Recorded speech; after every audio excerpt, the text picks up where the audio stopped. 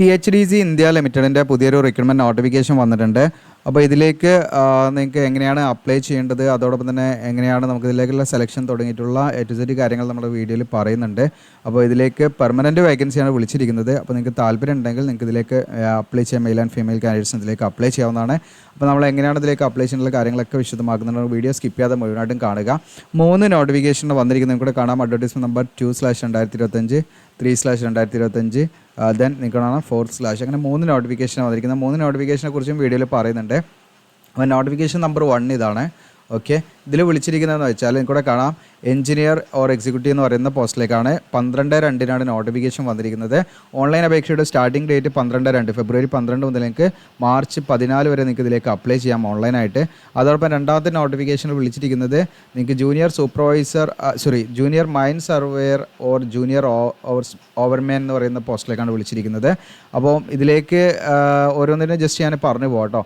അടുത്തത് ഇതെല്ലാം സെയിം ഡേറ്റിൽ വന്ന നോട്ടിഫിക്കേഷൻ ആണ്. ജൂനിയർ ഓഫീസർ ട്രെയിനി എന്ന് പറയുന്ന പോസ്റ്റിലാണ് ഗസ്റ്റ് ഹൗസിലേക്ക്. ഇതൊക്കെ പെർമനൻറ്റ് വേക്കൻസിയാണ്. ഗ്രൂപ്പ് ബി, ഗ്രൂപ്പ് സി ഒക്കെ കാറ്റഗറിയിലുള്ള പോസ്റ്റുകളാണ് വിളിച്ചിരിക്കുന്നത്. അപ്പോൾ ഒന്നാമത്തെ നോട്ടിഫിക്കേഷൻ നമുക്ക് നോക്കാം. ഇതാണ് ഒന്നാമത്തെ നോട്ടിഫിക്കേഷൻ, നിങ്ങൾക്കിവിടെ കാണാൻ പറ്റും. അപ്പോൾ ആദ്യത്തെ നോട്ടിഫിക്കേഷൻ കംപ്ലീറ്റ് ആയിട്ട് കാര്യങ്ങൾ ഞാൻ പറയുന്നുണ്ട്. അപ്പോൾ ഇവിടെ ഓൺലൈൻ അപേക്ഷയുടെ സ്റ്റാർട്ടിംഗ് ഡേറ്റ് ഒക്കെ പറഞ്ഞു. അപ്പോൾ എന്താണ് THDC ഇന്ത്യ ലിമിറ്റഡ്, എന്താണെന്ന് അതിനെക്കുറിച്ചിട്ടൊക്കെ ഇവിടെ വ്യക്തമായിട്ട് കൊടുത്തിട്ടുണ്ട്. നിങ്ങൾക്ക് വേണമെങ്കിൽ ജസ്റ്റ് ഒന്ന് വായിച്ച് നോക്കാവുന്നതാണ്. ഇനി ഇതിൻ്റെയൊക്കെ വിളിച്ചിരിക്കുന്ന റെഗുലർ ബേസിൽ പെർമനൻറ്റ് വേക്കൻസിലേക്കാണ് വിളിച്ചിരിക്കുന്നത്. എഞ്ചിനീയർ എക്സിക്യൂട്ടീവ് എന്ന് പറയുന്ന കാറ്റഗറീൻ്റെ നോട്ടിഫിക്കേഷനാണ് നമ്മൾ ആദ്യം നോക്കുന്നത്. അപ്പോൾ ഗ്രൂപ്പ് എയിൽ വരുന്ന പോസ്റ്റാണിത്. നിങ്ങൾക്കൂടെ കാണാം hydro or thermal or coal mine പ്രൊജക്റ്റിലേക്കാണ് ആദ്യത്തെ റിക്രൂട്ട്മെൻറ്റ് വേക്കൻസി വന്നിരിക്കുന്നത്. അപ്പോൾ ഇവിടെ നിങ്ങൾക്ക് കാണാൻ പറ്റും എഞ്ചിനീയർ സിവിലാണ്. ഇതിൽ നമ്മൾ ടോട്ടൽ 30 വേക്കൻസി ഉണ്ട്. അതിൽ ജനറൽ 13, AWS 3, OBC 8, SCക്ക് 4, STക്ക് 2 ഇങ്ങനെയാണ് വേക്കൻസി. ഇനി എഞ്ചിനീയർ ഇലക്ട്രിക്കൽ ഉണ്ട്. ടോട്ടൽ 25 വേക്കൻസിയാണ്. റിസർവ് വേക്കൻസി കൂടെ കാണാം. ദെൻ എഞ്ചിനീയർ മെക്കാനിക്കലാണ് 20 വേക്കൻസി. ഇതിൻ്റെ പേ സ്കെയിലാണ് കേട്ടോ E2 ഗ്രേഡ് എന്ന് പറയുന്നത്. പിന്നെ നിങ്ങൾക്ക് engineer geology and Jio technical ഉണ്ട്, 7 വേക്കൻസി അതിലുണ്ട്.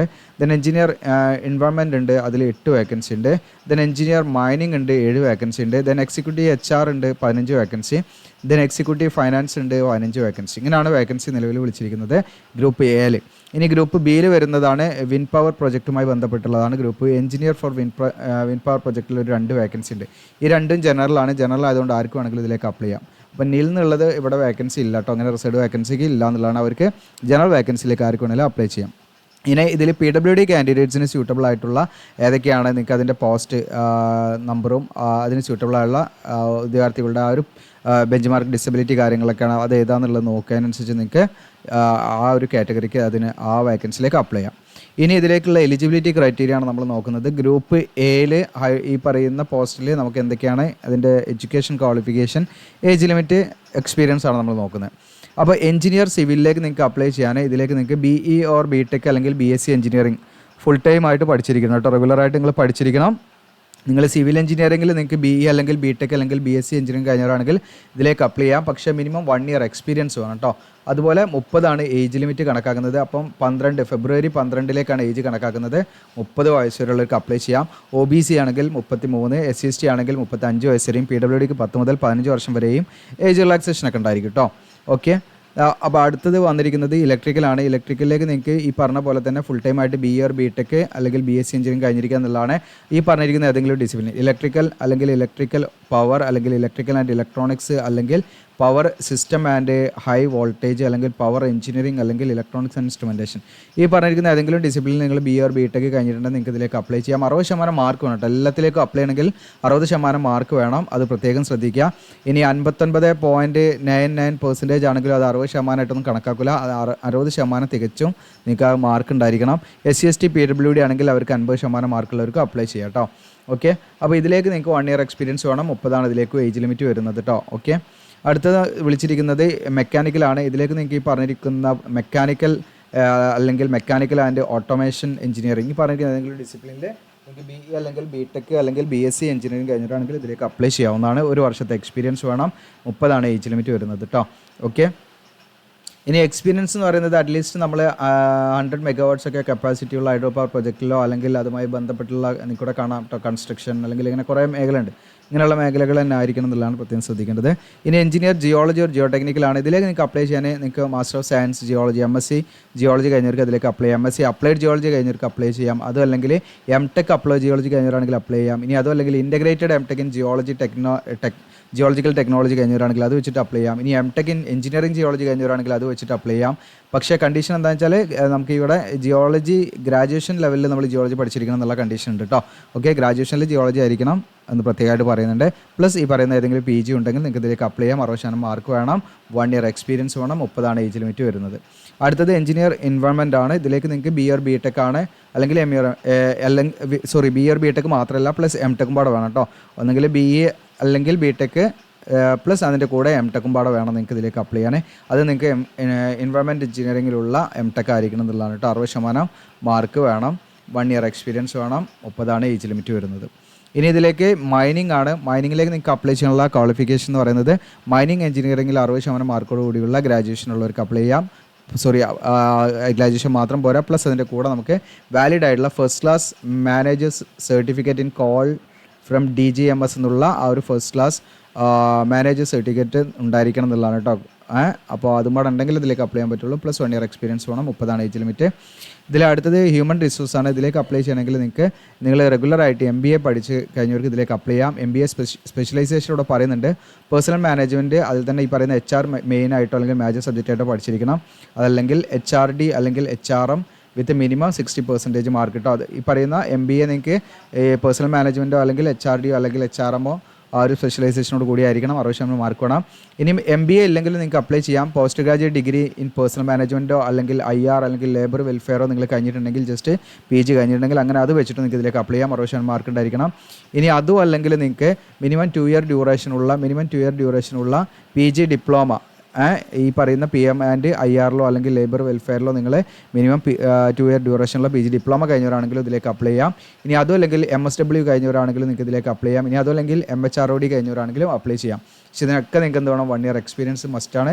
30 ഏജ് ലിമിറ്റ് വരുന്നത് കേട്ടോ. ഓക്കെ, അപ്പോൾ എല്ലാത്തിലേക്കും നമുക്ക് 1 ഇയർ എക്സ്പീരിയൻസ് ചോദിക്കുന്നുണ്ട്. അപ്പോൾ അത് നിർബന്ധമാണ് നമുക്ക് ഈ പോസ്റ്റിലേക്ക് അപ്ലൈ ചെയ്യാൻ കേട്ടോ. 1 വർഷം മതി സംഭവം എക്സ്പീരിയൻസ്. ഇനി എക്സിക്യൂട്ടീവ് ഫൈനാൻസ് ആണ്. ഇതിലേക്ക് നിങ്ങൾക്ക് CA അല്ലെങ്കിൽ CMA കഴിഞ്ഞവർക്ക് അപ്ലൈ ചെയ്യാം. 1 ഇയർ എക്സ്പീരിയൻസ് ആണ്, 30 ഏജ് ലിമിറ്റ് വരുന്നത്. ഇനി അടുത്ത ഗ്രൂപ്പ് B പോസ്റ്റിൽ വരുന്ന എഞ്ചിനീയർ വിൻഡ് പവർ പ്രോജക്റ്റിലേക്കുള്ളതാണ്. ഇതിലേക്ക് നിങ്ങൾക്ക് ഈ പറഞ്ഞിരിക്കുന്ന ഇലക്ട്രിക്കൽ ആൻഡ് ഇലക്ട്രോണിക്സ് അല്ലെങ്കിൽ ഇൻസ്ട്രുമെൻറ്റേഷൻ ആൻഡ് കൺട്രോൾ അല്ലെങ്കിൽ ഇലക്ട്രോണിക്സ് ആൻഡ് ഇൻസ്ട്രുമെൻറ്റേഷൻ അല്ലെങ്കിൽ മെക്കാനിക്കൽ ഈ പറഞ്ഞിരിക്കുന്ന ഏതെങ്കിലും എഞ്ചിനീയറിംഗിൽ നിങ്ങൾ BA or BTech അല്ലെങ്കിൽ BSc എഞ്ചിനീയറിംഗ് കഴിഞ്ഞവരാണെങ്കിൽ ഇതിലേക്ക് അപ്ലൈ ചെയ്യാം. 60% മാർക്ക് വേണം. ഓക്കെ, 1 ഇയർ എക്സ്പീരിയൻസ് വേണം, 30 ഏജ് ലിമിറ്റ് വരുന്നത്. അപ്പോൾ ഇതിലേക്ക് 59.99% മാർക്ക് ഉണ്ടെങ്കിലും അതൊരിക്കലും എന്ത് ചെയ്യുന്നില്ല, ഇതിലേക്കുള്ള എലിജിബിലിറ്റി അല്ല. അത് ഒരിക്കലും റൗണ്ട് ചെയ്യില്ല, 60 റൗണ്ട് ചെയ്യില്ല. മിനിമം 60% തികച്ചും നിങ്ങൾക്ക് ഉണ്ടായിരിക്കണം mark. SC/ST candidates PWD candidates ആണെങ്കിൽ 50% മാർക്ക് ഉള്ളവർക്കും തീർച്ചയായിട്ടും ഇതിലേക്ക് അപ്ലൈ ചെയ്യാവുന്നതാണ്. അത് ഇവിടെ പറയുന്നുണ്ട് കേട്ടോ, 50% മാർക്ക് മതി എന്നുള്ളത്.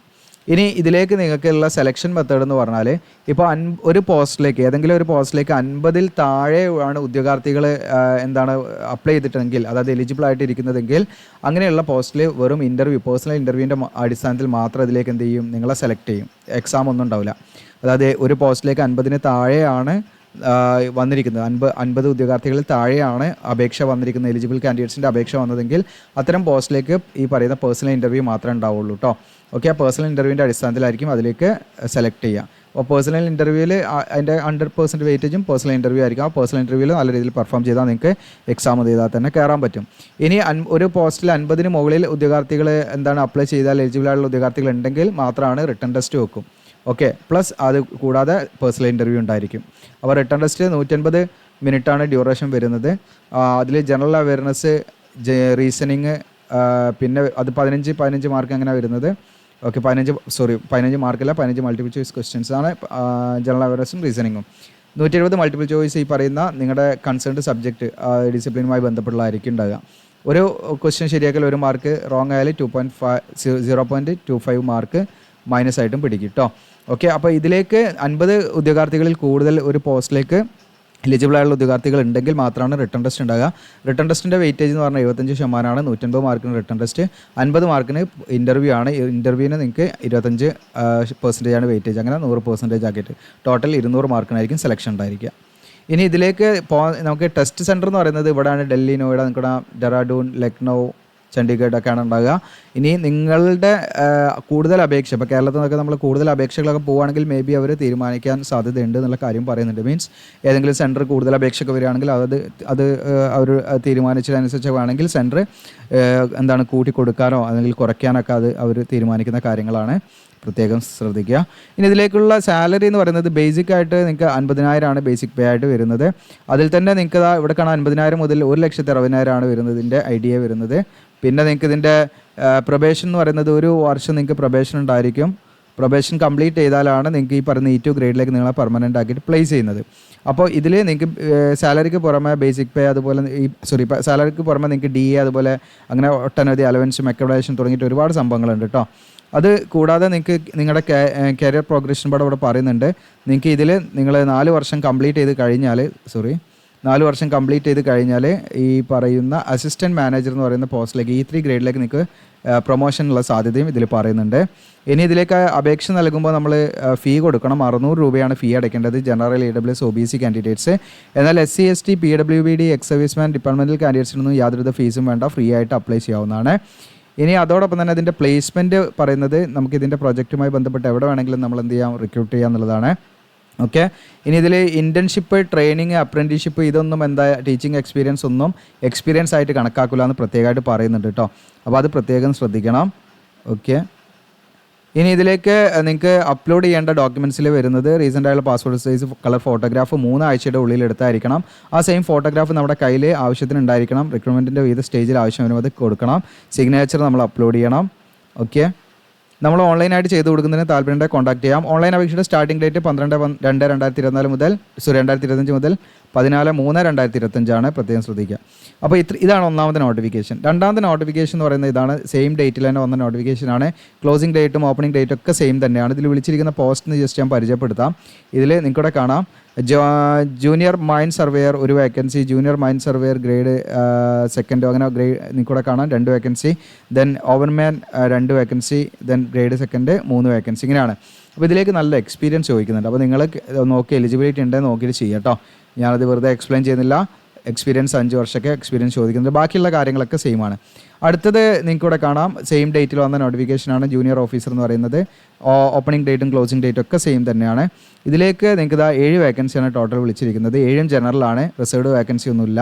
പക്ഷേ ഇതിൽ നിങ്ങൾക്ക് എന്താ പ്രശ്നം എന്ന് വെച്ചാൽ, അത് ഞാൻ ജസ്റ്റ് നോട്ടിഫിക്കേഷൻ്റെ ഭാഗമായിട്ട് പറയുന്നുള്ളൂ. ഹോട്ടൽ മാനേജ്മെൻറ്റ് ഇതൊക്കെ കഴിഞ്ഞവർക്ക് ഇതിലേക്ക് അപ്ലൈ ചെയ്യാം. പക്ഷേ ഇതിൽ നമ്മൾ ഈ പറയുന്ന എംപ്ലോയ്മെൻറ്റ് എക്സ്ചേഞ്ചിൽ രജിസ്റ്റർ ചെയ്തിരിക്കണം. അതിനൊരു കണ്ടീഷൻ എന്താണ്ടോ, ഉത്തരാഖണ്ഡ്, ഉത്തർപ്രദേശ്, ഹിമാചൽ ഇവിടെയുള്ള രജിസ്റ്റർ ചെയ്തിരിക്കണം. അപ്പോൾ നിങ്ങളിത് അപ്ലൈ ചെയ്യുമ്പോൾ ഈ നോട്ടിഫിക്കേഷൻ കണ്ട് ഇത് എന്തുകൊണ്ട് പറഞ്ഞില്ല എന്ന് പറയേണ്ട വിചാരിച്ചിട്ട് ജസ്റ്റ് ഒന്ന് നിങ്ങളെ സൂചിപ്പിച്ചാണ്. ഇത് നമുക്ക് കേരളത്തിലുള്ളവർക്ക് ഇതിലേക്ക് അപ്ലൈ ചെയ്യാൻ പറ്റില്ല. അത് പ്രത്യേകം ശ്രദ്ധിക്കുക കേട്ടോ. ഓക്കെ. അപ്പോൾ ഇത്രയാണ് നോട്ടിഫിക്കേഷൻ ആയിട്ടുള്ള കാര്യങ്ങൾ. ഇനി നിങ്ങൾക്ക് ഇതിലേക്ക് അപ്ലൈ ചെയ്യാൻ വേണ്ട കാര്യങ്ങൾ എങ്ങനെയാണെന്ന് വെച്ചാൽ, നമ്മുടെ വീഡിയോയുടെ ഡിസ്ക്രിപ്ഷനിൽ അപ്ലൈ ചെയ്യുന്ന ഒരു ലിങ്ക് ഉണ്ടാവും. അതിൽ ക്ലിക്ക് ചെയ്യുക. അതിൽ ക്ലിക്ക് ചെയ്താൽ നിങ്ങൾക്ക് THDC റിക്രൂട്ട്മെൻറ്റ് പറഞ്ഞിട്ട് നമ്മുടെ വെബ്സൈറ്റിലേക്ക് ആയിരിക്കും നിങ്ങൾ വരെ. താഴെ സ്ക്രോൾ ഡൗൺ ചെയ്യുക. നിങ്ങൾക്ക് ഓരോന്നിൻ്റെ നോട്ടിഫിക്കേഷൻ സെപ്പറേറ്റ് ആയിട്ട് ഇവിടെ കൊടുത്തിട്ടുണ്ട്. ഓക്കെ. നമ്മൾ ആദ്യം പറഞ്ഞ നോട്ടിഫിക്കേഷൻ എഞ്ചിനീയേഴ്സ് ഓർ എക്സിക്യൂട്ടീവ് എന്നുള്ളതാണ്. അതാണ് നിങ്ങൾ വേണമെങ്കിൽ അതിൽ ക്ലിക്ക് ചെയ്താൽ മതി. അപ്ലിക്കേഷൻ ഫോം എന്നുള്ള ബട്ടണിൽ ക്ലിക്ക് ചെയ്യാം. ഓൺലൈനായിട്ട് അപ്ലൈ ചെയ്യാൻ താല്പര്യം ഉണ്ടെങ്കിൽ കോൺടാക്ട് ചെയ്യണമെങ്കിൽ നമ്മുടെ കോൺടാക്ട് ചെയ്യാനുള്ള ലിങ്കാണിത്. ഞാനിവിടെ അപ്ലിക്കേഷൻ ഫോം എന്നുള്ളതിൻ്റെ നേരെ ഈ ബട്ടണിലാണ് ക്ലിക്ക് ചെയ്യുന്നത്.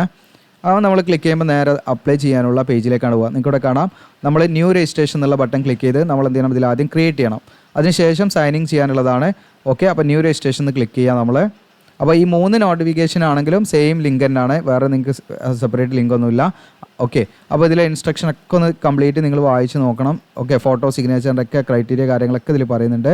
സ്റ്റാർട്ട് അപ്ലിക്കേഷൻ ഫോം എന്നുള്ള ക്ലിക്ക് ചെയ്യുക. ഇങ്ങനെ നമ്മൾ മൊബൈൽ നമ്പർ കൊടുത്ത് OTP വെരിഫൈ ചെയ്ത് അങ്ങനെ പോകണം. ഓക്കെ. അപ്പോൾ ഇതിൻ്റെ online form filling video complete ചെയ്യണമെങ്കിൽ നിങ്ങൾ കൂടുതൽ കമൻറ്റ് നമ്മൾ ചെയ്യാം. നമ്മൾ ഓൺലൈനായിട്ട് ചെയ്ത് കൊടുക്കുന്നുണ്ട്. നിങ്ങൾക്ക് എന്ത് ചെയ്യാം, കോൺടാക്ട് ചെയ്യാനുള്ള ലിങ്ക് ഞാൻ കാണിച്ചു. ഓക്കെ. നിങ്ങൾക്ക് കോൺടാക്ട് ചെയ്യാം. പിന്നെ നമ്മുടെ GeoCL എജുലാൻഡ് എന്ന് പറയുന്ന നമ്മുടെ വെബ്സൈറ്റ് ഉണ്ട്, നമ്മുടെ ഇൻസ്റ്റാഗ്രാം ഉണ്ട്. ഇതിലൊക്കെ നിങ്ങളൊന്ന് ഫോളോ ചെയ്യുക. വെബ്സൈറ്റിലേക്ക് കയറിയാൽ നിങ്ങൾക്ക് എല്ലാ ലിങ്കുകളും, വാട്സപ്പ് ചാനലിൻ്റെ ലിങ്കും ടെലഗ്രാമിൻ്റെയും ഫേസ്ബുക്കിൻ്റെയും താഴോട്ട് സ്ക്രോൾ ഡൗൺ ചെയ്താൽ നിങ്ങൾക്ക് ഫോളോവേഴ്സ് നമ്മുടെ എല്ലാ സോഷ്യൽ മീഡിയ ലിങ്കൊക്കെ കൂടെ കൊടുക്കുന്നുണ്ട്. അപ്പോൾ ഇത്രയാണ്. നിങ്ങൾക്ക് യൂസ്ഫുൾ ആണെങ്കിൽ കമൻറ്റ് ചെയ്യുക, ഷെയർ ചെയ്യുക. Thank you.